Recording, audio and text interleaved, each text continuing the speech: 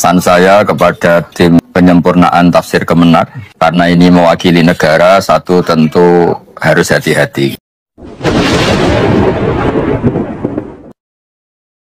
Kementerian Agama Republik Indonesia melalui Lajnah Pentasihan Mushaf Al-Quran tengah mempersiapkan penyempurnaan produk Al-Quran dan tafsir terbitan Kementerian Agama.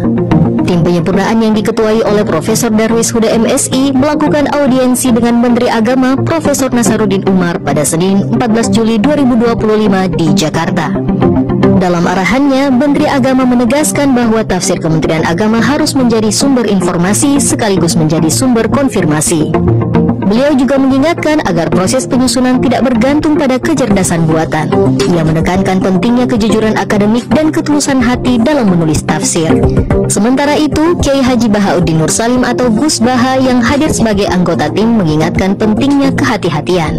Karena produk tafsir Kementerian Agama mewakili negara dan menjadi rujukan utama umat, maka harus disusun secara teliti dan penuh tanggung jawab. Ayat-ayat tentang fikih juga menjadi perhatian khusus. Penafsirannya harus dijelaskan secara detail agar tidak menimbulkan salah paham di tengah masyarakat. Pesan saya kepada tim penyempurnaan tafsir Kemenak, karena ini mewakili negara, satu tentu harus hati-hati. Kedua, fakta bahwa beberapa penafsiran yang beredar di Indonesia ketika ada banyak perbedaan tentu orang akan merujuk ke Kemenak. Jadi saya mohon tim lebih hati-hati, lebih jaga validitas data, otentik, komprehensif. Pada tahun ini, tim berencana akan menyelesaikan kajian penyempurnaan untuk 3 juz pertama. Assalamualaikum warahmatullahi wabarakatuh. Bismillahirrahmanirrahim. Wassalamualaikum warahmatullahi wabarakatuh. Pesan saya kepada tim penyempurnaan tafsir Kemenak, karena ini mewakili negara, satu tentu harus hati-hati. Kedua, fakta bahwa beberapa penafsiran yang beredar di Indonesia ketika ada banyak perbedaan tentu orang akan merujuk ke Kemenak. Jadi saya mohon tim lebih hati-hati, lebih jaga validitas data, otentik, komprehensif. Ketiga, karena ayat Al-Quran itu dengan bahasa Arab, maka penafsiran yang lebih mendekati kebenaran adalah yang ditulis ulama-ulama dulu dengan sedikit, kalau terpaksa, dimodifikasi dengan ilmu-ilmu usul fikih, sehingga kelihatan Al-Quran menjawab tantangan zaman. Misalnya wadarul ba', mungkin artinya ketika sudah mulai adzan Jumat tinggalkanlah perdagangan. Tentu maksudnya perdagangan adalah semua yang mengganggu datang ke masjid atau ke Jumatan, sehingga kata ba' itu memasukkan kulla syahilin anil Jum'ah. Itu juga penting sehingga nanti semua ayat-ayat yang menyebut satu kasus kita bisa mengkiaskan, menganalogikan dengan kasus-kasus yang lain, sehingga Quran benar-benar hudal linnas, benar-benar syifa, benar-benar obat. Yang terakhir, kita harus menekankan ayat-ayat yang mengarah ke moderasi Islam atau ke toleransi. Misalnya ayat wa in janahu lisalmi fajnalaha wa tawakkal 'ala Allah.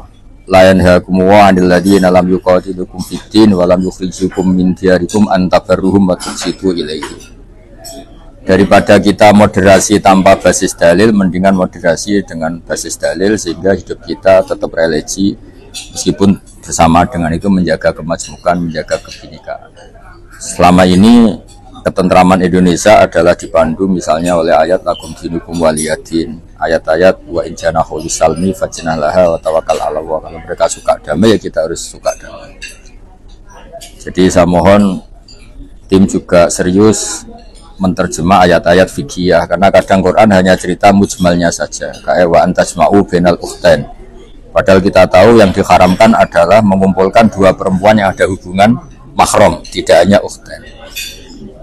Begitu juga ayat-ayat misalnya Nabi Lut cerita haula ibanati hunna adharulakum fattaquwa la tukhzuni fi dhaifi. Ketika ada penyimpangan seks, orang suka homoseksual, Nabi Lut bilang lelaki jangan suka laki-laki, normalnya kalian tuh suka perempuan. Tapi yang dimaksud adalah suka perempuan kemudian menjadi halal lewat nikah. Tapi Quran hanya bilang haula ibanati hunna adharulakum.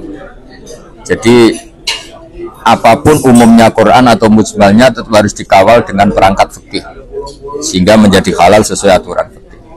Kalau tidak ya hanya dikira pembenaran terhadap hal-hal yang tidak kita inginkan. Sebab itu kepastian fikih itu harus menyertai di footnote atau di catatan-catatan tambahan sehingga tidak melahirkan salah paham. Itu juga otomatis harus satu paket. Kalau enggak ya tadi. Jadi misalnya ayat-ayat Faktulul musyrikina haitsu wajadtumuhum wa khuduhum itu kan kesannya ekstrim. Bunuhlah orang musyrik kapan saja kamu ketemu. Itu di tafsir Nawawi al musyrikina khosotan yang ada kasus tertentu. Mereka merangi kita, mereka jadi tetap merujuk qatilul ladzina yuqatilunakum. Udina lil ladzina yuqatalun. Yang dibolehkan itu posisi yuqatalun. Kita diperangi kita. Sehingga tetap menemukan logikanya ketika ada ayat-ayat menyuruh kita perang karena qatilul ladzina yuqatiluna udina lil ladzina yuqatalun, sehingga kita tetap tidak ekstremis tapi ya realistis. Ketika kita dulu dijajah Belanda, dijajah kolonial, tentu perang saat itu yang menemukan momentumnya sama seperti udina lil ladzina yuqataluna bi annahum. Jadi ya jangan moderasi yang mengharamkan tadi kital, ya jangan terus kital padahal masih bisa ada mediasi. Ya saya kira demikian. Assalamualaikum warahmatullahi wabarakatuh.